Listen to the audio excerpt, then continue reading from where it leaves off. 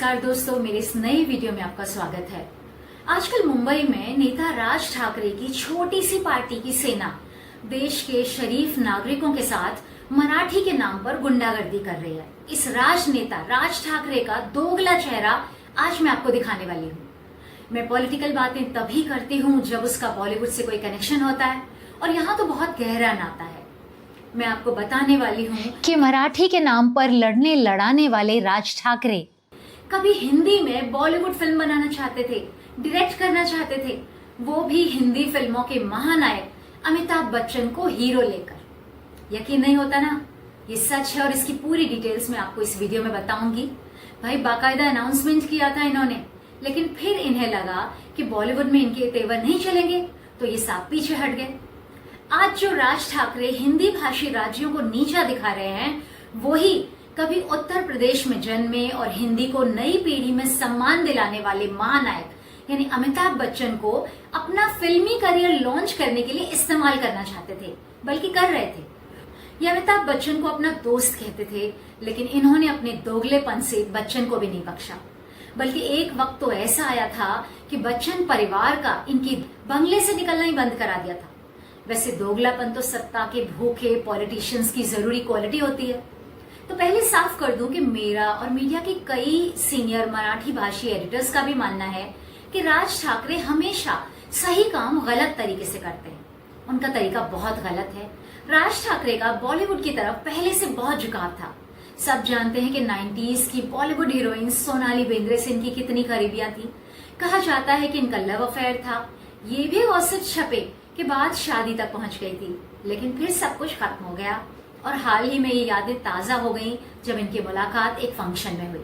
तो दोस्तों, राज ठाकरे की पहली तमन्ना फिल्म मेकर बनने की थी। मुझे बार बार पूरा नाम बोलना पड़ता है क्योंकि राज के साथ ठाकरे न लगाया तो आप शायद पहचान नहीं पाएंगे। ये उनकी बायोग्राफी नहीं है, लेकिन ये जानना बहुत जरूरी है कि उन्हें बॉलीवुड डायरेक्टर क्यों बनना था और वो क्यों नहीं बन सके। राज ठाकरे बहुत क्रिएटिव आदमी है। उन्होंने बचपन से कई म्यूजिकल इंस्ट्रूमेंट सीख लिए थे, जैसे तबला, गिटार और वायलिन। 10वीं के बाद देश की सबसे मशहूर art school sir J school of arts में एडमिशन इन्होंने ले लिया, लेकिन फिर अप्लाइड आर्ट्स का कोर्स इन्होंने आधे में छोड़ दिया। दोस्तों, जे स्कूल ऑफ आर्ट्स में पढ़ना तो मेरा भी बहुत बड़ा सपना था और वो टूट गया क्योंकि मुझे सीट नहीं मिली, एडमिशन नहीं मिला, क्योंकि उसमें एडमिशन मिलना बहुत मुश्किल है। आप ये जो पेंटिंग्स देखते हैं ना, ये सब मेरी बनाई हुई हैं ऑयल ऑन कैनवस। मेरा पेंटिंग पहला प्यार था, दूसरा प्यार एनिमल्स, और मीडिया जर्नलिज्म तो मेरा सर्वाइवल का जरिया है, जिसे मैंने बहुत ईमानदारी से किया है। तो एक सीट इन जनाब ने बर्बाद कर दी, जो कि कई कलाकारों का सपना होती है। 1985 में इन्होंने अपने चाचा बाल ठाकरे का अखबार, वीकली अखबार मार्मिक ज्वाइन कर लिया बतौर कार्टूनिस्ट। बात करीब 20 साल पुरानी है। फिल्म मेकर बनने की तमन्ना में राज ने पहले मुंबई पर कुछ डॉक्यूमेंट्रीज बनाई थी और फिर सोचा कि अब फिल्म बनाई जाए बड़ी स्क्रीन के लिए। अब राज ठाकरे को मराठी में नहीं बल्कि हिंदी में बॉलीवुड फिल्म बनानी थी। अब आप सोचिए कि उसी हिंदी में जिसे बोलने पर वो आज अपना राजनीतिक करियर चमकाने के लिए लोगों को लड़ने लड़ाने के लिए उकसा रहे। वजह साफ है, क्योंकि जितना पैसा और ग्लैमर बॉलीवुड में है, वो रीजनल मराठी सिनेमा में कहाँ। और ग्लैमर तो इन्हें पहले से खींच रहा था। तब कहाँ था इनका ये मराठी प्रेम? राज ने 2005 में जुहू की JW मैरियट होटल में किसी कॉफी प्रोडक्शंस का फंक्शन अटेंड किया था। उसमें मीडिया भी मौजूद था। राज ठाकरे ने बाकायदा अनाउंसमेंट किया था कि वो बॉलीवुड फिल्म डायरेक्ट करने वाले हैं और उनके हीरो होंगे अमिताभ बच्चन। अब बताओ, हिंदी फिल्म, वो भी हिंदी भाषी सुपरस्टार अमिताभ बच्चन को लेकर। न राज ठाकरे को मराठी में फिल्म बनानी थी, न मराठी के किसी स्टार को लेके, जबकि भारतीय सिनेमा की जड़ें ही मराठी सिनेमा में है। अब एक तरफ राज ग्लैमर और आर्ट में अपना भविष्य उस वक्त देख रहे थे, उनकी दोस्तियां तो बॉलीवुड में थी ही, और पीछे बाल ठाकरे का पावर हो तो बॉलीवुड वाले उनके दोस्त वैसे भी बन जाते हैं। अमिताभ ठाकरे इसके काफी करीब थे, तो राज के भी दोस्त थे। यहाँ तक कि राज की कार्टून एग्जीबिशन का उद्घाटन भी अमिताभ बच्चन ने ही किया था। इसकी भी उन्हें जरूरत थी। आज भी अमिताभ के ऑफिस जनक में जो जीना है, वहां दीवारों पर राज के बनाए अमिताभ के कई कार्टून्स फ्रेम में जड़े हुए हैं। तो राज फिल्म मेकिंग में करियर के लिए सलाह लेने पहुंचे प्रोड्यूसर साजिद नडियाडवाला के पास। नडियाडवालास का बॉलीवुड में बहुत पुराना खानदानी होल्ड है और अनुभव भी। साजिद ने राज को समझा दिया कि फिल्म बनाने के लिए कई लोगों की जी हुजूरी करनी पड़ती है और झुकना पड़ता है, जो तुम्हारे टेम्परामेंट को बिल्कुल सूट नहीं करने वाला है। सही बात है, ये जनाब सबसे लड़ पड़ते और कोई बड़ा हीरो हीरोइन इनकी फिल्म में काम ही नहीं करता। मुझे तो सोच के भी हंसी आती है कि राज ठाकरे सेट लगा के बैठे हैं स्टूडियो में और सलमान खान या गोविंदा घंटों उन्हें वेट करा रहे हैं, और गोविंदा आते ही नहीं है सेट पर, और संजय दत्त सेट पर लेट आते हैं, और तीसरे सलमान खान तो लेट आने के बाद कहते हैं कि मैं और भी अगली बार लेट आऊंगा। सोचिए, किसी स्टार ने ठीक से टेक नहीं दिया तो राज ठाकरे क्या बोलते। तो साजिद नडियाडवाला का यही मतलब था कि ये फिल्मी दुनिया तुम्हारी मिजाज की चीज नहीं है, तुम्हारे बस की बात नहीं है। बाद में तो सबने देख ही लिया कि वो सही सलाह दी थी उन्होंने। तो राज को बात समझ आ गई और वो फिल्मों से पीछे हट गए और राजनीति की तरफ वापस मुड़ गए। दोस्तों, वो फिल्म अपूर्व लाखिया ने बनाई थी, 2005 में ही रिलीज हुई थी, जिसका नाम था एक अजनबी, और लीड में थे अमिताभ बच्चन और अर्जुन रामपाल, और हीरोइन थी परिजा ज़ोराबी। वैसे फिल्म मेकिंग का शौक ठाकरे फैमिली की बहू स्मिता ठाकरे को भी बहुत हुआ था, लेकिन वो फेल होकर वापस लौट गई। उनकी फिल्मी लोगों से दोस्तियां बहुत ज्यादा चर्चित रहीं। सोनू निगम उनके खास दोस्त थे। एक बार 2002 में मुझे याद है, जब मैं आज तक चैनल में थी, तब एक पीआरओ शायद राजू कारिया या गोपाल पांडे थे, उन्होंने मेरे एडिटर को फोन किया कि सोनू निगम की शादी हो रही है, आप अपनी टीम भेज दो कवर करने के लिए। एडिटर ने जवाब दिया कि अगर उसमें स्मिता ठाकरे आएंगी तो हम कवर कर लेंगे। पीआरओ ने फोन ही काट दिया। ऐसा हाल था इनके ठाकरे के बॉलीवुड से रिश्तों का। राज ठाकरे शुरुआत में शिवसेना की स्टूडेंट विंग के हेड थे। 1990 के असेंबली इलेक्शंस में कैंपेन में उन्होंने बहुत प्रमुखता से काम किया। उन्हें महाराष्ट्र में पॉलिटिक्स का यंग स्टार देखा जा रहा था। राज को बाल ठाकरे की मिरर इमेज कहा जाता है। इससे सब सहमत होंगे कि बाल ठाकरे का अक्स उनके बेटे उद्धव में नहीं, बल्कि राज में ज्यादा नजर आता है। वही कार्टून बनाने का फन, वही तेवर और शक्ल भी कुछ कुछ मिलती है। राज भी खुद को चाचा ठाकरे का राजनीतिक वारिस समझने लगे थे, लेकिन शिवसेना सुप्रीमो पर पुत्र प्रेम हावी था। जब उन्होंने अपना राजनीतिक वारिस अपने बेटे उद्धव ठाकरे को घोषित कर दिया, तो राज का दिल बुरी तरह से चकनाचूर हो गया। मेरे पॉलिटिकल एडिटर और रिपोर्टर फ्रेंड्स जो पॉलिटिकल बीट कवर करते थे, उन्होंने मुझसे हमेशा कहा था, आज भी कहते हैं, कि जो फायर, जो ड्राइव, जो पैशन राज में है, वो उद्धव में बिल्कुल नहीं है, 1% भी नहीं है। उद्धव को सेलिब्रिटी लाइफ चाहिए, जबकि राज सुबह से आधी रात तक आज भी लोगों से मिलते हैं। ये उन्हें करीब से ऑब्जर्व करने वाले जर्नलिस्टों की राय थी। अगर बाल ठाकरे ने राज को वारिस चुना होता, तो उद्धव के हाथों आज शिवसेना का ये हाल न हुआ होता, पार्टी टूटी न होती, बर्बाद न हुई होती। तो दोस्तों, 2005 में उन्होंने फिल्म अनाउंस की थी और फिर पीछे हट गए थे। वो साल राज की जिंदगी में टर्निंग पॉइंट था। शिवसेना में साइडलाइन होने के बाद राज ने पार्टी से रिजाइन कर दिया और अगले साल यानी 2006 में अपनी पार्टी बनाई, यानी महाराष्ट्र नवनिर्माण सेना, मन से। अपनी राजनीति को चमकाने के लिए उन्होंने अब मुद्दा चुना मराठी भाषा और मराठियों के हक का, और उसमें अमिताभ बच्चन और उनके परिवार से भी खुली लड़ाई कर ली। उसी अमिताभ बच्चन से जिसे लेकर वो फिल्म बनाना चाहते थे और अपना करियर बनाना चाहते थे। उसमें बहुत पॉलिटिकल ड्रामा हुआ था दोस्तों, वो भी सुनिए। 2008 में अभिषेक बच्चन और प्रियंका चोपड़ा की फिल्म द्रोणा का म्यूजिक लॉन्च इवेंट था। फिल्म में जया बच्चन भी थी। तो जब जया के हाथ में माइक आया तो उन्होंने स्टेज पर कहा, हम यूपी के लोग हैं भाई, हम तो हिंदी में ही बोलेंगे, महाराष्ट्र के लोग हमें माफ कीजिए। नमस्कार, ये फिल्म हिंदी में है मगर बहुत नया जमाना है, नए बच्चे हैं, अंग्रेजी ज्यादा बोलते हैं, मगर है हिंदी में। अब जयंती ने बोल ही दिया कि फिल्म हिंदी में है, तो मैं भी हिंदी में ही बात कर लूँ। लेकिन हम यूपी के लोग हैं, हिंदी में बात करना चाहिए, इसलिए हिंदी में बात करना चाहिए और फिल्म भी हिंदी में है। महाराष्ट्र के लोग हम लोगों को माफ कर दें। उन दिनों जया बच्चन का गुस्सा जरा कम हुआ करता था, उसकी डिग्री थोड़ी कम होती थी, लेकिन उस इवेंट में जो कुछ उन्होंने कहा उससे काफी बवाल हो गया था। राज ने उसे इतना बड़ा कंट्रोवर्शियल मुद्दा बना दिया कि अमिताभ से उनकी खुली एक तरफा लड़ाई हो गई। मनसे के राउडी लोगों ने अमिताभ की फिल्मों के पोस्टर्स फाड़े, राज ने कानून हाथ में लेने की धमकी भी दी और कहा कि अमिताभ की कोई फिल्म महाराष्ट्र में रिलीज नहीं होने देंगे। अमिताभ ने अपने ब्लॉग पर माफी मांगी, लेकिन राज ने उसे ठुकरा दिया। उन्होंने कहा कि बच्चन का ब्लॉग पढ़ता कौन है। अमिताभ प्रिंट और टीवी मीडिया के सामने माफी मांगे। फिर समाजवादी पार्टी के नेता और बच्चन परिवार के करीबी मित्र अमर सिंह ने जया से कहा कि समझदारी दिखाते हुए सार्वजनिक तौर पर आप माफी मांग लीजिए। जया ने मन मार के टाइम्स ऑफ इंडिया की टैबलॉइड मुंबई मिरर में पेज 1 पर एक इंटरव्यू दिया, और वो इंटरव्यू किया था बच्चन परिवार के परिचित पत्रकार सुभाष के झा ने पटना से। वो कई अखबारों और स्टार्स के लिए न्यूज और पब्लिसिटी एक साथ करते थे। खबरें छपी कि मनसे के लोगों ने बच्चन के बंगले में कांच की बोतल फेंकी। इस पर राज का रिएक्शन और भी दबंग था। उन्होंने कहा कि हम एक बॉटल नहीं फेंकेंगे, हम तो पूरा क्रेट फेंकेंगे। अमिताभ बच्चन यांच्या काहीतरी घरावरती म्हणे बाटली फेकली. हो, माझा कार्यकर्ता एक बाटली नाही फेकेल, अख्खा क्रेट फेकेल. बाटली टाकायला गेला होता का बाटली रिकामी करायला गेला होता, ह्याचा तर पहिला विचार कर.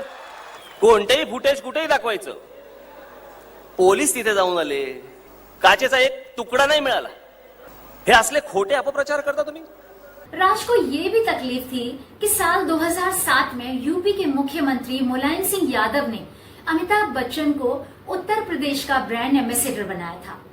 अमिताभ ऐसी पहली हस्ती थे जिन्हें भारत के किसी स्टेट का ब्रांड एम्बेसडर बनाया गया हो।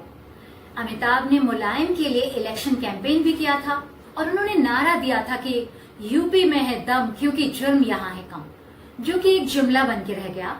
इसीलिए राज ठाकरे ने कहा कि अमिताभ मुंबई में रहेंगे और ब्रांड एम्बेसडर बनेंगे यूपी के। उत्तर प्रदेशचे ब्रँड अँबॅसेडर झाले आणि काय सांगतायत, उत्तर प्रदेश में है उतना दम का वहां पे गुन्हेगारी है कम. अरे इथे आले ते सगळे, तिकडे असणारच कमी. ह्यानी हिंदी सोडून इतर चित्रपटामध्ये काम केलं, ते भोजपुरी चित्रपटामध्ये काम केलं. खरं की खोटं? बाद में जब दोस्ती हो गई तो अपनी बात से वो पलट गए और उसे कुछ और बना के कह दिया। ये पॉलिटिशियंस भी कैसे रंग बदलते हैं दोस्तों। जया से तो राज ठाकरे को बहुत चिढ़ हो गई थी, क्योंकि जया ने कहा था कि मैं सिर्फ एक ही ठाकरे को जानती हूँ, वो है बाला साहेब ठाकरे, और किसी और दूसरे ठाकरे को मैं नहीं जानती। राज को बहुत गुस्सा आया।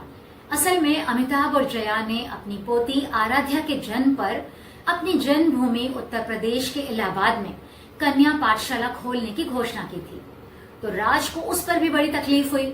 वो बोले स्कूल यहाँ क्यों नहीं खोलना इन्हें, यूपी में क्यों? तो जया ने कहा राज ठाकरे अपना प्लॉट दे दें इसके लिए।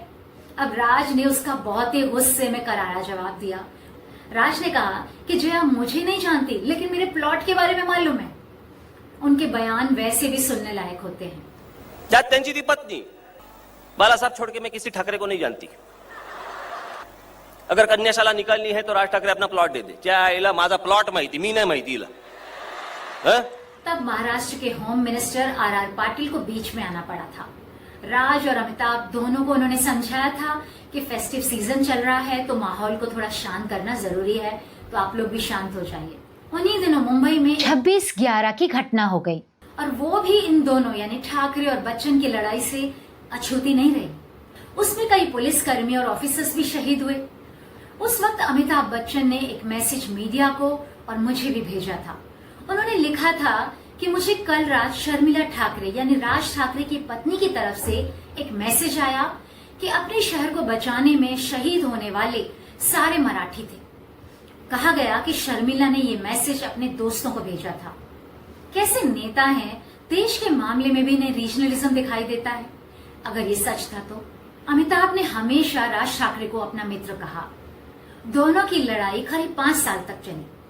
फिर जी टीवी के मराठी न्यूज चैनल जी 24 तास ने भारतीय सिनेमा के 100 साल पूरे होने और मनसे के 7वें स्थापना दिवस पर एक फंक्शन किया। महाराष्ट्र नवनिर्माण सेनेचे प्रमुख माननीय श्री राज ठाकरे जी आणि उपस्थित मान्यवर, महाराष्ट्र नवनिर्माण चित्रपट कर्मचारी सेनाला मी आजच्या दिवसची शुभेच्छा देतो. मराठी शिकत आहे. उसमें अमिताभ बच्चन और राज ठाकरे 5 सालों बाद एक साथ स्टेज पर आए। राज ने तो सबको हैरान कर दिया जब उन्होंने अमिताभ बच्चन के पैर छू लिए। यूपी से मुंबई में आकर बसे समाजवादी पार्टी के नेता अबू आजमी ने कहा कि राज ठाकरे से हाथ मिला के अमिताभ ने हिंदी भाषियों का अपमान किया है। अब सालों बाद फिर से राज ठाकरे का मराठी प्रेम उमड़ रहा है, जो कि इनका स्टाइल है। इस मौके पर मैं आपके साथ एक और किस्सा शेयर करती हूँ जो कि मनसे और मुझसे जुड़ा हुआ है। मनसे के सिने विंग के अध्यक्ष मेरे काफी अच्छे कांटेक्ट हुआ करते थे, तो उन्होंने एक बार मुझे फोन करके कहा कि जरा हंसल मेहता का एड्रेस देना। तो मैंने पूछा कि आप क्या करेंगे, तो उन्होंने कहा कि अपनी फिल्म को सपोर्ट करने के लिए वो डेलीगेशन लेके सरकार के पास जा रहा है और हम उसका विरोध कर रहे हैं, तो उसे हम अपनी भाषा में सबक सिखाएंगे। मैंने कहा कि आपकी भाषा तो मराठी है ना, आप हिंसा का सहारा क्यों लेते हैं? तो वो बोले कि मैं कभी आके आपके ऑफिस में आपको अपना पॉइंट ऑफ व्यू समझाऊंगा। मैं तब जूम टीवी में काम करती थी, जो कि टाइम्स ऑफ इंडिया का नेक्स्ट चैनल है। तो मैंने उनसे रिक्वेस्ट की, हाथ जोड़ के कहा, फोन पर कहा कि आप प्लीज मेरे ऑफिस मत आइए। क्यों मेरी नौकरी लेना चाहते हैं? आप दूर से ही बात कीजिए, आपकी जुबान दूर से ही फोन पर अच्छी लगती है, यहाँ मत आइए प्लीज। तो ऐसे लोग हैं वो। तो दोस्तों, ये वीडियो बनाने का मेरा मकसद था कि मैं आपको बता सकूं कि ये राज ठाकरे जब पैसा कमाना चाहते थे, मशहूर और कामयाब होना चाहते थे, तो इन्हें बॉलीवुड और अमिताभ चाहिए था, हिंदी चाहिए थी। और जब राजनीति चमकानी थी तो हिंदी का विरोध कर रहे हैं, उत्तर भारतीयों को नीचा दिखा रहे हैं, मुंबई वासियों को भड़का रहे हैं। कैसे नेता रंग बदलते हैं ना। गिरगिट भी सोचता होगा कि इनका तो टाइम मुझसे भी कम लगता है। दोस्तों, एक और बात मैं आपको बता दूं, आम मराठी मानुस उनके साथ नहीं है। आम मराठी मानुस उन्हें अपना नेता नहीं मानता, और इसका सबूत है इलेक्शन के रिजल्ट्स। 2024 के असेंबली इलेक्शन में राज ठाकरे की पार्टी 135 सीटों पर चुनाव लड़ी और एक भी सीट नहीं जीत पाई, सबकी सब हार गए। कई कैंडिडेट्स की जमानतें भी जब्त हो गई। अब जिस भाई उद्धव ठाकरे से राज ने हाथ मिलाया है, उन्हीं के लिए उन्होंने शिवसेना छोड़ी थी। आपको याद होगा कि बाल ठाकरे हिंदुत्व का पक्ष लेते थे, लेकिन उनके बेटे यानी उद्धव ने कांग्रेस से हाथ मिला के पार्टी बना ली और मुख्यमंत्री बन गए। उसी कांग्रेस जिसने 70 के दशक में जनता पार्टी को दबाने के लिए शिवसेना को खड़ा किया था, और जब शिवसेना बड़ी हो गई और कांग्रेस ने उसे दबाने की कोशिश की, तो 1970 में मुंबई में क्लैशेस हो गए थे। उसी घटना पर मराठी के महान साहित्यकार विजय तेंदुलकर ने एक नाटक लिखा था, घाशीराम कोतवाल। उसमें उन्होंने बताया था कि कैसे सत्ता के लोग मॉन्स्टर क्रिएट करते हैं और फिर वो जब हाथ से निकल जाता है, उन्हीं पर भस्मासुर की तरह हावी हो जाता है, तो वो उसे समाज के भले के लिए खत्म करने का नाटक भी करते हैं। शिवसेना ने उस नाटक पर बैन लगा दिया था। जब सन 2000 में वो रिवाइव हो रहा था, तब मैं आज तक के लिए विजय तेंदुलकर का इंटरव्यू करने उनके घर गई थी। विजय जी ने ये घटना मुझे बहुत डिटेल में बताई थी। दोस्तों, सारी भूख सत्ता की है, किसी को भाषा की नहीं पड़ी है, अपना अपना मतलब साधना है। एग्जैक्टली। तो आपकी क्या एम्बिशन है? महाराष्ट्र सुधारना है। महाराष्ट्र सुधारना, चीफ मिनिस्टर बनना है महाराष्ट्र का एक दिन। वो भी बन जाऊंगा। पर कैसे सुधारोगे? आप तो वो मेरे ऊपर छोड़ो ना आप। आज का कार्यक्रम मुझे लगा था विजय उत्सव होगा, लेकिन ये तो रुदाली का रोना था। इसमें विजय उत्सव तो कोई देखने को ही नहीं मिला, क्योंकि मेरी सरकार गई, मुझे सरकार दीजिए, मुझे बीएमसी दीजिए, मुझे महाराष्ट्र दीजिए, इस प्रकार का रोना धोना केवल वहां पर हुआ। मराठी के बारे में कोई बात भी नहीं हुई। इनको मराठी की कोई आस्था नहीं, मराठी आदमी से कोई लेन देन नहीं। जाते जाते मैं आपको बता दूं कि पूरी जिंदगी मराठी में रह के भी मैंने खुद मराठी क्यों नहीं सीखी। इसका कारण है कि मैं डिफेंस एरिया में बड़ी हुई, और यानी दक्षिण मुंबई के कोलाबा में, और बचपन से जैसी रोड साइड मराठी मैंने सुनी थी, मुझे वो एटीट्यूड पसंद नहीं आया था। इसलिए लोकल डायलेक्ट और मुंबईया भाषा से मैंने अपनी जुबान को मिक्स नहीं होने दिया, दूर रखा, बचा के रखा। लेकिन दोस्तों, मराठी के बारे में एक सच मेरे सामने जब आया, जब मैं एमए करने मुंबई यूनिवर्सिटी गई। तब हॉस्टल में मराठी लिटरेचर की स्टूडेंट से मेरी मुलाकात हुई। जब मैंने उनकी भाषा सुनी, तब पता चला कि असली मराठी तो ये है। तो वो क्या था जो मैंने सुना? कितनी सभ्य और समृद्ध भाषा है मराठी। दोस्तों, आज तक मैं रिपोर्टिंग कर रही थी, तब आर्ट एंड कल्चर की बीच कवर करती थी। तो मराठी के कई बड़े बड़े राइटर्स से, नाटककारों से, लेखकों से, कवियों से मैं मिली, कलाकारों से भी मिली। जिनमें विजय तेंदुलकर, दया पवार, प्रिया तेंदुलकर, ये सब थे, साहित्यकार थे, थिएटर पर्सनालिटीज थी। मराठी का साहित्य मैंने ट्रांसलेटेड पढ़ा, नाटक कवर किए। तो दोस्तों, वीडियो के आखिर में मैं कहना चाहूंगी कि महाराष्ट्र के मुख्यमंत्री इस मुद्दे पर जो कह रहे हैं उससे मैं पूरी तरह इत्तेफाक रखती हूँ कि राज ठाकरे को मराठी की बिल्कुल नहीं पड़ी है। उनका दोगलापन तो मैंने आपको बता ही दिया, और वो इस तरह भाषा के नाम पर जो पॉलिटिक्स कर रहे हैं वो समाज में सिर्फ नफरत फैला रहे हैं और कुछ नहीं कर रहे हैं, और इससे उनका कोई भला नहीं होने वाला है। धन्यवाद।